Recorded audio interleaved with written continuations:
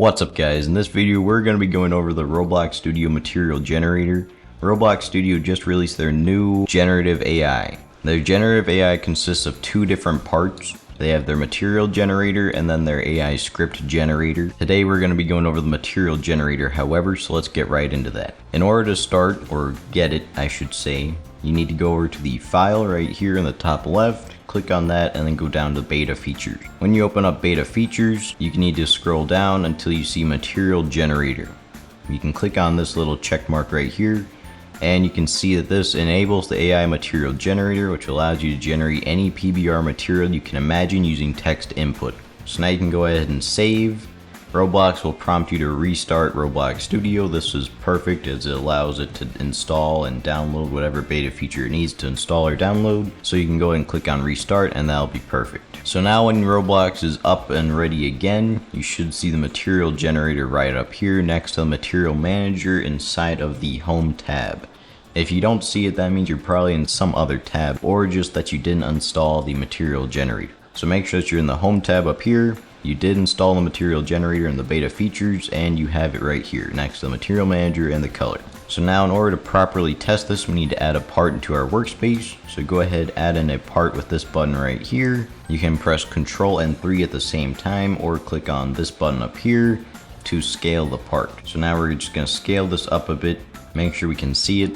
And let's get into our material. So in order to use this material generator, you need to click on the part that you're going to be using the materials on, and then you click on the material generator. When you click on this material generator, you should see another window pop up. So when this window pops up, you should see a little text box right here.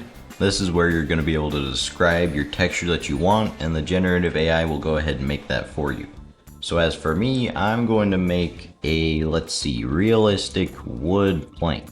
And now you can click on generate and you can see 4 images will start loading. I believe these are all AI generated images, but I do not know for certain. Anyways, when your images pop up right here, you can click on any one of them. Let's see, I kind of like this one, and it will automatically be transferred onto your part. Now, there are a few settings you can mess around with here, such as the studs per tile.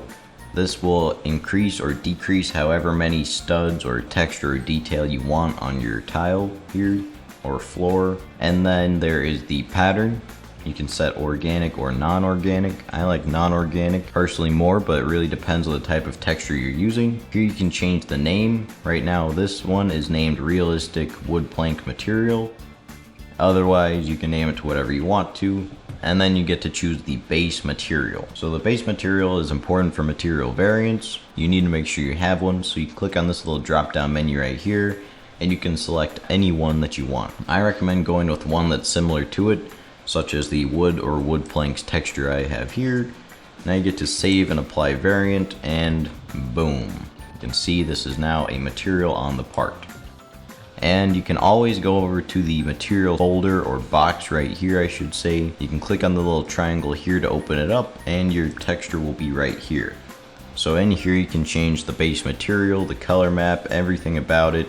You can just mess around with these settings if you want to. Otherwise you can have lots and lots of different materials. Say I wanted something more cartoony, let's go with a cartoony simulator floor texture. I don't really know what this is going to come up with, but hopefully it's something nice. And keep in mind, the more descriptive that you are with this, the better textures it's going to give you and the more it's going to pump out, because it wants you to have the best possible textures possible. So it really helps to have descriptive keywords or a descriptive piece of text right here that will tell the AI what you want. Let's go ahead and go with this one right here.